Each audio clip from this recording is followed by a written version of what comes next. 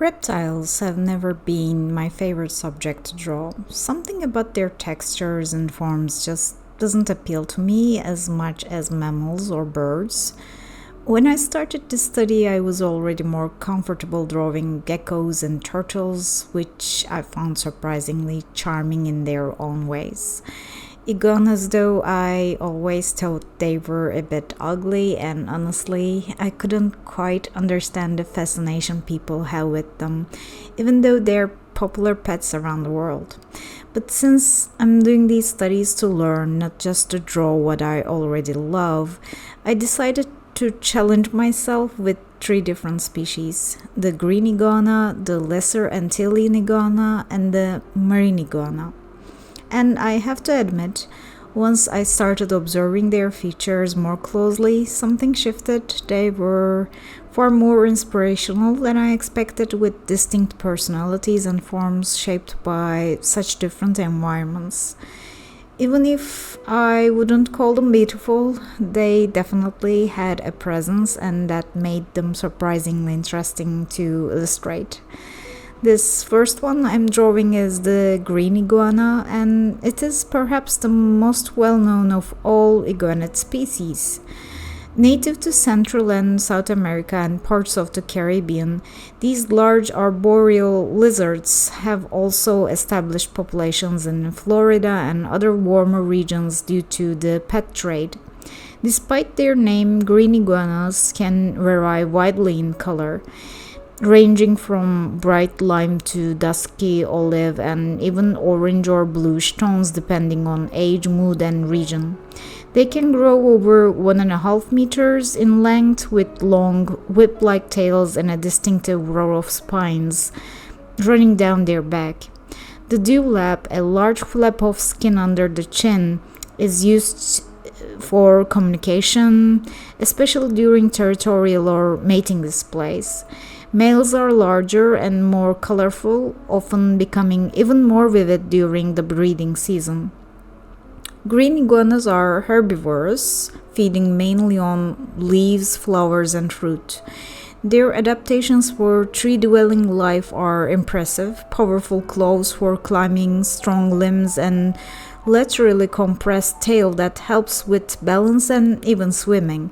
Despite their awkward prehistoric appearance, they move gracefully in the treetops, blending into foliage with surprising ease. From a design perspective, their sharp profiles, ornate frills, and almost dragon-like expressions can spark ideas for creature designs in fantasy or sci-fi settings. Their natural camouflage patterns, mottled scales, subtle gradients, and textured skin could inform armor design, alien characters, or jungle-dwelling creatures in world building. Even their movements and behaviors could serve as a reference for designing arboreal species or non-human civilizations in imaginative worlds. While they didn't initially appeal to me as a subject, once I started looking at their structure and colors more closely, I could see why they've inspired everything from dragons to jungle guardians in fiction. Drawing them was a reminder that even creatures outside my comfort zone can offer a lot to learn, both technically and creatively. Then I started working on the Lesser Antillean iguana. It is a lesser known but highly distinctive species of iguana native only to the Lesser Antilles in the Caribbean. Unfortunately, it is critically endangered, with its population threatened by habitat destruction, invasive predators, and especially hybridization with the introduced green iguana. Conservation efforts are ongoing, but their numbers remain low in the wild. This iguana species tends to be more reserved and secretive in behavior. They are herbivores like their relatives, feeding on leaves, flowers, and fruit, and they prefer the quieter, more forested parts of the islands. The relatively smooth crest along their back sets them apart visually from green iguana, giving them a gentler silhouette. Their faces are less angular and their scales have a velvety, tight-knit texture that makes them appear softer and less spiny. Unlike its more flamboyant relative, this species has a softer, more subtle appearance. Its skin is a muted blend of slate gray, olive, or bluish tones, sometimes dusted with pale lavenders or hints of pink around the face, especially in mature males. These gentle color shifts give them an elegant, understated presence. Visually, this species holds subtle design potential. Their understated coloring can inspire creatures that are meant to be rare or sacred, quiet guardians of ancient ruins or elusive spirits of forested islands. Their soft appearance and island habitat could easily translate into a peaceful species in a world building context, one that lives in seclusion and harmony with its environment, perhaps holding ancient knowledge or playing a key ecological role. Their endangerment in real life might even inspire fictional storylines about the loss of biodiversity or the fragility of natural balance. While drawing the species was challenging, its quiet details reward close observation, something I find deeply inspiring maybe for designing thoughtful nature-based characters. And lastly, I made a very quick study of the marine iguana. It is a truly unique reptile found only on the Galapagos Islands. It is the only iguana in the world that has adapted to live and forage in the sea.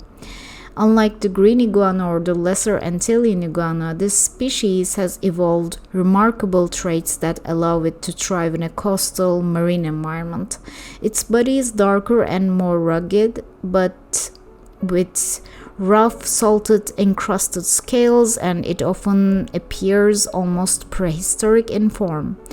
Shorter snouts, flattened tails for swimming, and long claws for clinging to rocks set it apart both in function and silhouette. Adult males can develop striking red and green coloration during mating season, earning some the nickname Christmas iguana. This species feeds primarily on marine algae, diving beneath the waves and using its flattened tail to propel itself like a crocodile. Its life is a constant dance between land and sea, basking on volcanic rocks to raise its body temperature after long, cold swims. One of its most fascinating adaptations is its ability to expel excess salt through specialized nasal glands, resulting in regular comical sneezes that leave a crust of salt on its snout. From a visual and design standpoint, the marine iguana is a gift to world building. It's a ready-made example of evolutionary strangeness, something that looks fierce and otherworldly, yet survives on something as gentle as seaweed. Its form invites ideas of island-dwelling reptilian cultures, coastal guardian species, or ancient oceanic deities. Their ability to bridge two worlds, land and sea, can inspire character or species design that defies ordinary classification. I also found them the most alien looking of the three iguanas I studied, almost like a real-life fantasy creature. Despite not being drawn to reptiles at first, I ended up admiring the marine iguana's tenacity and unusual elegance. It's a reminder that sometimes the most visually inspiring subjects are the ones that initially seem distant or unfamiliar, but I have to admit, I still think they look a bit ugly. Maybe I will just draw a couple of beautiful flower species before I go back to studying more reptiles again, but I will continue these studies somehow, so see you in the next study.